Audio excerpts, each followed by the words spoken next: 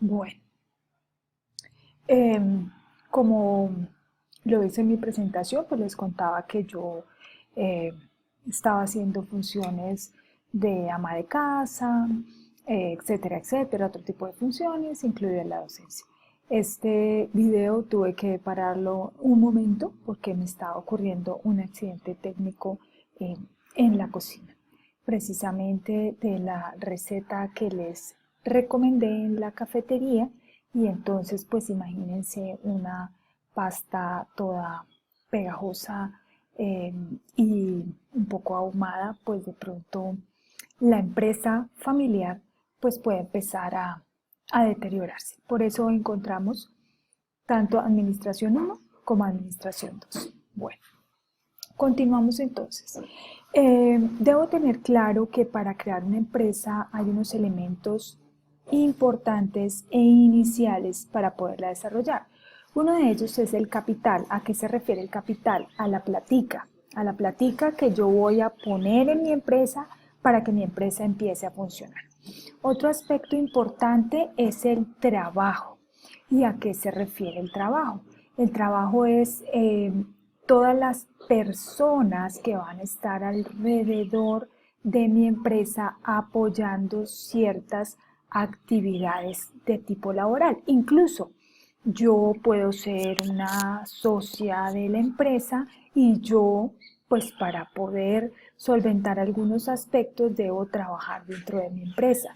No puedo pretender que armo mi empresa, contrato gente para que trabaje para mí y adicionalmente yo me pago si realmente cuando una empresa está empezando, pues todos tendrán que colocarse la camiseta. Y otros aspectos importantísimos son los recursos materiales que voy a tener para darle apoyo a esa empresa. Entonces, muchas veces y en muchas oportunidades, el capital de trabajo incluye para también la compra de esos recursos materiales y adicionalmente para el funcionamiento inicial de la empresa que implica pues muchos gastos inicialmente. Entonces entramos a preguntarnos qué es lo que tenemos para empezar a funcionar y también después de ello qué me hace falta. ¿Qué me hace falta para yo poder abrir mi negocio o mi empresa como tal? Bueno, dentro de los recursos materiales, entonces, ¿qué son los recursos materiales? Son los bienes tangibles con los que cuenta la empresa para poder ofrecer sus servicios. ¿Qué son bienes tangibles? Los que yo pueda tocar. Necesito un lapicero, entonces el lapicero lo puedo tocar, lo puedo ver, entonces es un bien tangible, ¿sí? Como tal. Aquí pues tenemos un consultorio presencial de fisioterapia con unos recursos materiales para poder ofrecer los servicios. Pero dado el momento que vivimos, pues también podemos tener un consultorio virtual y yo puedo requerir estos elementos para poder explicar las actividades que el paciente va a desarrollar. Sí, eso ya depende de cómo se va a constituir la empresa. Los recursos técnicos me van a servir para coordinar otros recursos. Por ejemplo, un recurso técnico es un computador, es un software de historia clínica, es un software de telemedicina y esos recursos técnicos pues me van a ayudar a coordinar otros recursos. Un recurso técnico son los celulares para poder llamar a los pacientes, para poder agendar las citas, ¿sí? Entonces es todo lo que se ve, porque puede ser tangible, pero de pronto no se ve, ¿sí? Y yo lo necesito para prestar un buen y adecuado servicio. Bueno, es muy importante tener claro que los recursos humanos en la empresa es un activo importantísimo, pero también hay que tener en cuenta que más del 60% de los recursos financieros de la entidad en salud se derivan para el pago de recurso humano. Y eso es lo que regularmente vemos en el sistema de salud, que de alguna manera pues no se les paga adecuadamente al talento humano en salud porque realmente desconocen las empresas que más del 60% de los recursos se derivan para pago de recursos humanos. Y entonces se empiezan a derivar los recursos a comprar otro tipo de activos porque quizás son más rentables, porque el recurso humano se vuelve intangible, o sea, yo lo veo, pero la platica se me va, entonces no es algo, no es como un bien tangible, entonces por eso cada vez más al recurso humano pues le bajan el sueldito. Pero eso hay que tenerlo en cuenta y clarísimo, porque el resto del porcentaje pues ya se me derivará en gastos de operación de la empresa y otros gastos como gastos de mantenimiento, gastos de tecnología, de compra de equipos y algún remanente que se puede dejar como una reserva para el final del año. Los recursos financieros, entonces los recursos en la platica porque se necesita para crear la empresa. Entonces tenemos dos tipos de recursos. Unos recursos que se llaman recursos monetarios propios y recursos monetarios ajenos. Recursos monetarios propios, el dinero en efectivo que me van a aportar los socios por unas acciones o utilidades. Entonces, por ejemplo, yo necesito 4 socios, digo, vamos a crear una empresa, cada uno por favor ponga 1.000.000 de pesos para empezar a crear la empresa. Algún socio puede decir, no, yo no tengo sino 500.000 pesos, bueno, entonces vamos a hacer una empresa por acciones y de acuerdo al que más ponga, pues más acciones tiene. ¿Listo? Tenemos los recursos monetarios ajenos, que eso, la plata no es nuestra, buscamos con qué plata trabajar, entonces buscamos hacer créditos o buscamos préstamos de acreedores o proveedores, ¿sí? Y pues algunos créditos blandos que haya a nivel de los bancos. Los tipos de empresa tienen diferentes clasificaciones. Entonces, vienen 6 grandes clasificaciones según el sector de la actividad económica. Entonces, si usted quiere manufactura, si usted quiere el agro, si usted quiere salud, si usted quiere construcción, entonces hay unas clasificaciones específicas que se les dan a las empresas y que eso está muy bien dateado a nivel de la DIAN. Según el tamaño de la empresa, entonces sabemos si tenemos pequeñas empresas, medianas empresas o grandes empresas, y eso tiene que ver muchas veces con el número de trabajadores que se tiene en las empresas. Por el origen de capital, entonces si es directamente de los socios o si es de inversionistas, ya tiene que ver este origen del capital, o a veces si es mixto, si es del sector público y si es del sector privado. Según el régimen jurídico, entonces hablamos de las sociedades anónimas, de las sociedades por acciones simplificadas, de las sociedades limitadas, de las fundaciones, de las asociaciones. Según el destino de los recursos, entonces también tienen consonancia un poco con el origen del capital, entonces si estos son públicos o si son privados. Y según su ámbito de funcionamiento, entonces ya miramos si es local, si es regional, si es nacional o si es mundial, ¿sí? Entonces son los 6 grandes tipos de empresa que existen y yo debo clasificar mi empresa en alguno de ellos. Bueno, ahora miremos los modelos de estructuras de una empresa, porque cuando yo conformo una empresa, pues yo tengo que decir, bueno, ¿y esto cómo va a funcionar? ¿Cuál es su estructura orgánica para poder saber quién es el que está arriba, quién está en la mitad, quién está abajo, o cómo nos vamos a organizar dentro de una empresa? Entonces, la estructura jerárquica es la más conocida y también la mirábamos por allá en la historia de la administración de empresas, donde había un señor feudal y habían, aquí de pronto ustedes no alcanzan a leer mucho, pero habían unos esclavos. O sea que este modelo como que sigue igual desde los orígenes, ¿sí? Entonces tengo un director general, ¿sí? Que ahora se le dice CEO o el gran manager, unos directores, unos administradores, unos supervisores y unos empleados.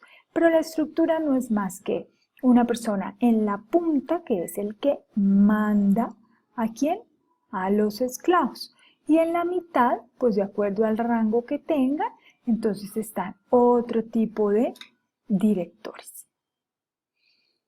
Tenemos otro tipo de estructuras, que es la estructura funcional. Entonces tenemos un director, pero hay otros directores más transversales, no están tan en pirámide, y de ellos dependen otras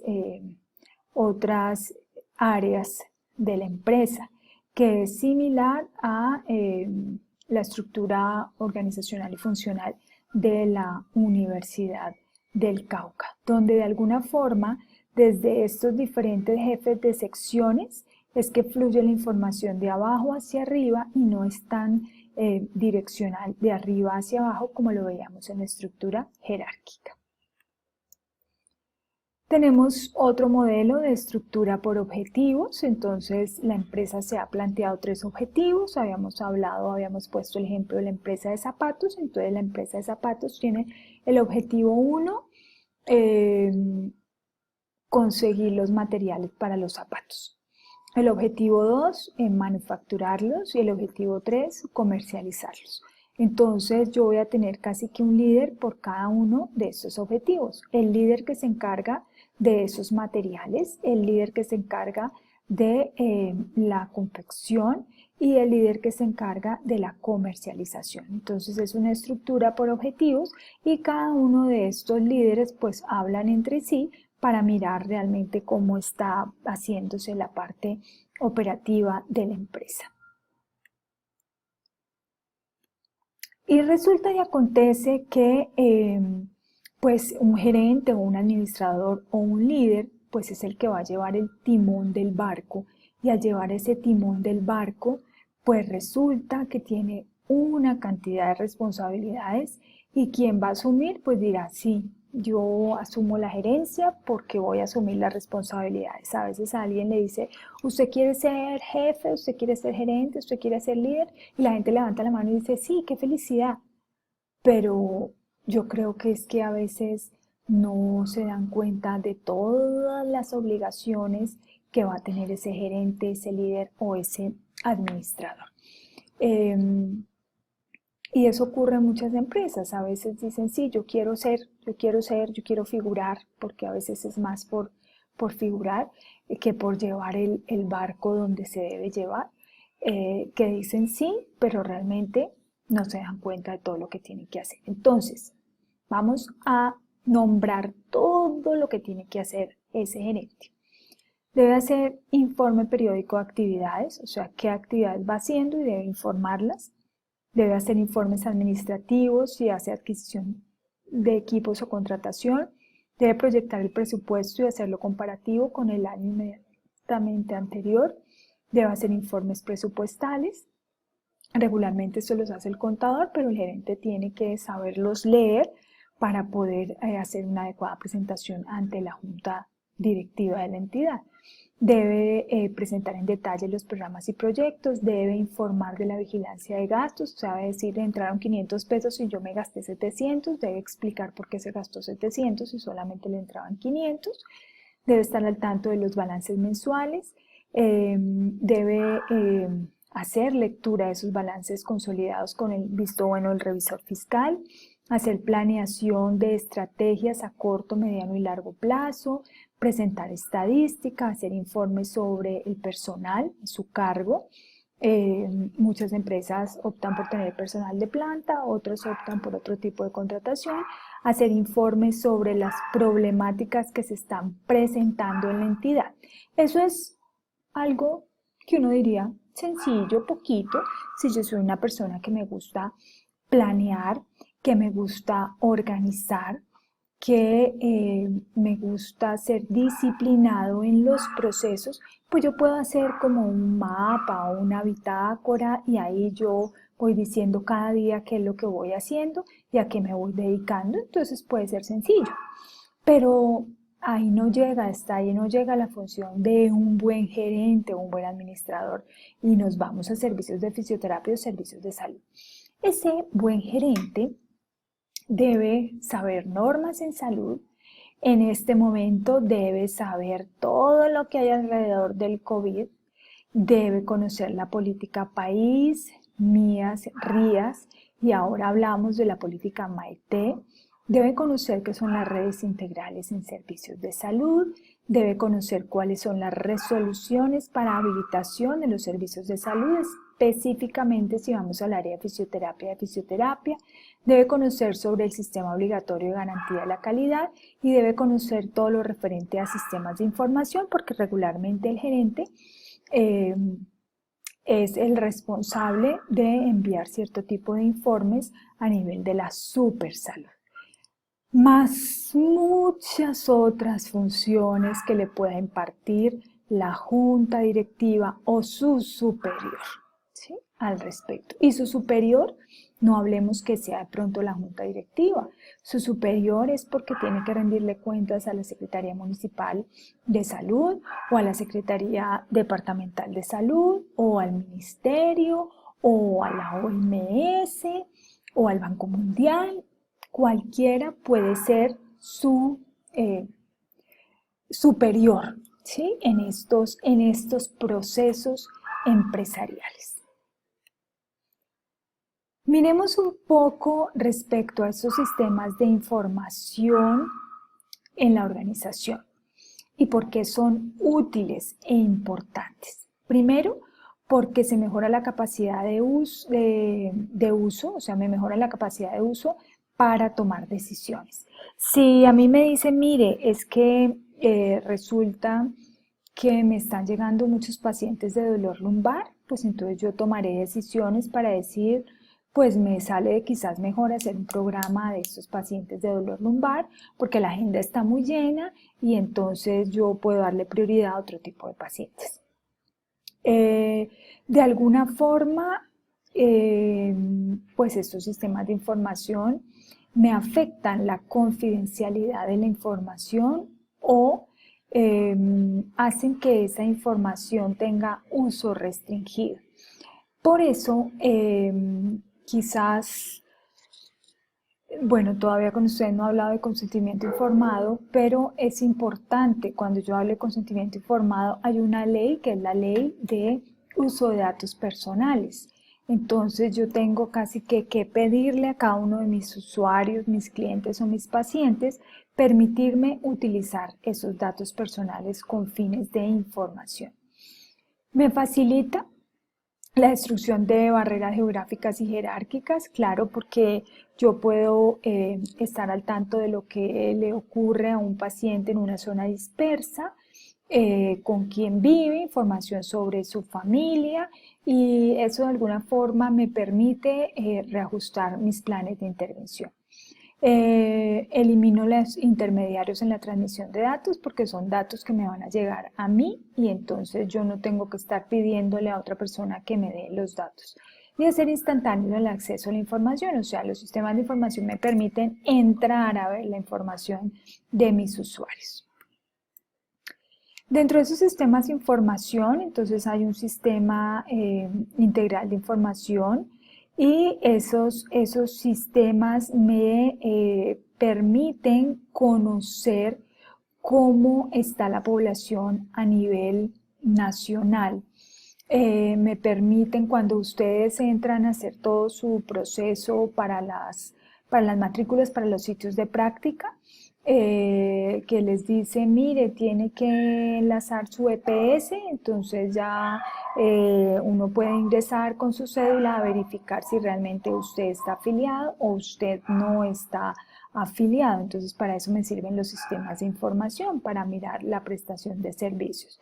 Adicionalmente, pues cuando yo registro la atención de un usuario, pues esos sistemas de información al final del mes o del trimestre o del semestre, de acuerdo como tenga que rendir el informe al Ministerio de Salud, pues esos datos quedarán ante el Ministerio de Salud.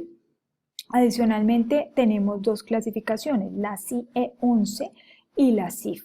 Dentro de este proceso, ya ustedes lo veían en los que han pasado por la práctica, que de alguna forma se están diligenciando mal la información de la CIE 11 y empezamos nosotros pues a hacer un trabajo fuerte basado en la CIF. Cuando yo diligencio mal un código o mal un diagnóstico de un paciente, pues esto me afecta a los sistemas de información. Y ahora tenemos otro nuevo sistema de información que es el de COVID-19 y entonces es un sistema de información pero repotente. Ojalá todos los sistemas de información fueran así. No sé si eso será una estrategia para volverlos a todo así en tiempo real. Donde me dicen dónde aparecieron más casos, dónde está la ubicación, dónde hay mayor número de muertos, bueno, etcétera.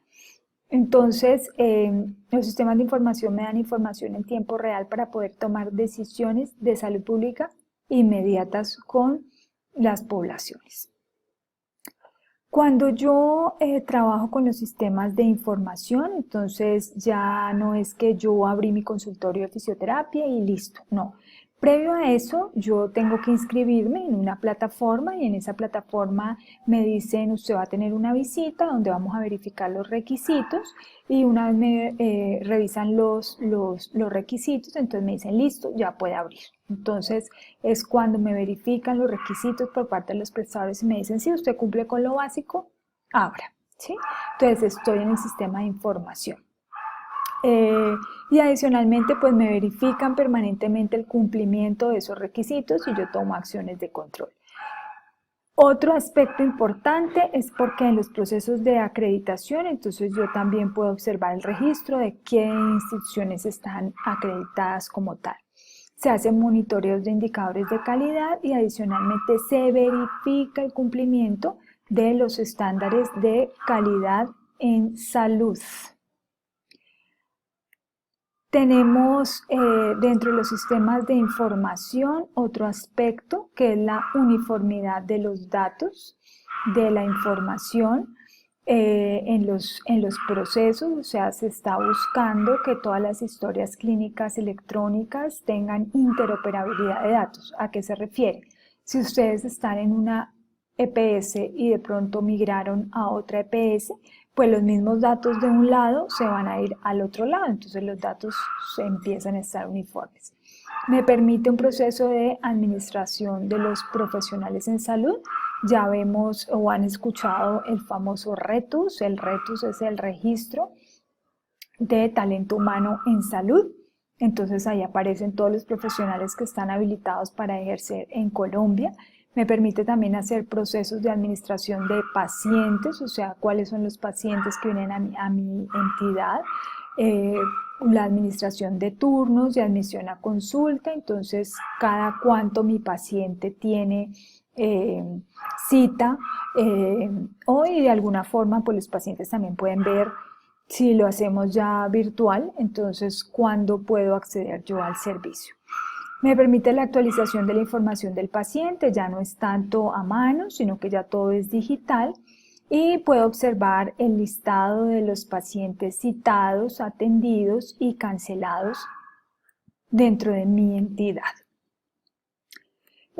Adicionalmente, con los sistemas de información, entonces yo puedo hacer la estadística de consulta, cuántos pacientes atendí, cuántos hombres, cuántas mujeres, por qué patologías, de qué zona eran, dónde está su ubicación geográfica, etc.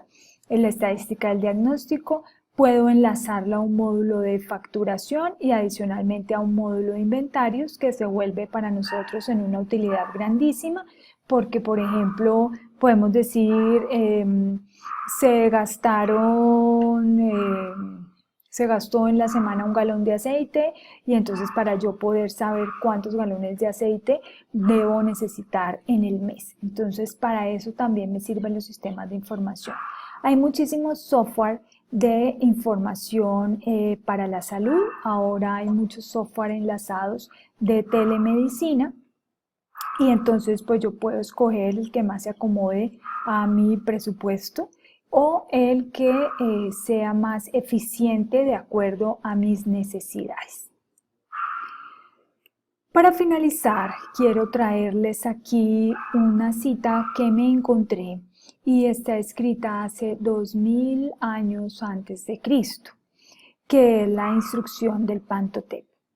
Y dice lo siguiente: si eres un líder que dirige los negocios de la multitud, Ya mirábamos que nosotros, si vamos a montar una empresa, tiene que revertirse en la parte social. Busca para ti todos los defectos benéficos hasta que la obra quede libre de defectos. Miren qué bonito. La verdad es grande y su eficacia duradera. Una fechoría nunca llevó a una obra a buen puerto. Aquí nos está diciendo si usted va a montar una empresa, monte una empresa legal con todos los requerimientos que tenga que hacer. No le mienta a la gente, porque finalmente se está mintiendo a sí mismo, y probablemente si se miente a sí mismo, pues podrá estar destinado al fracaso. Bueno, muchas gracias. Hasta aquí llegamos. Este sería el video número 2. En lo que tiene que ver con administración y servicios de fisioterapia. Esperen el 3, que son unas indicaciones puntuales en torno a telemedicina respecto a una asesoría que se hizo en una entidad de salud y pues también todo lo que tiene que ver con la resolución de telemedicina para orientar ese tipo de servicios ahora en épocas de pandemia, donde se convierten en una estrategia importante. Y adicionalmente vamos a hacer un recorrido rápido por una serie de documentos que es importante que ustedes conozcan, que ustedes manejen, que ustedes aprendan como futuros gerentes de un proyecto en fisioterapia. Muchísimas gracias.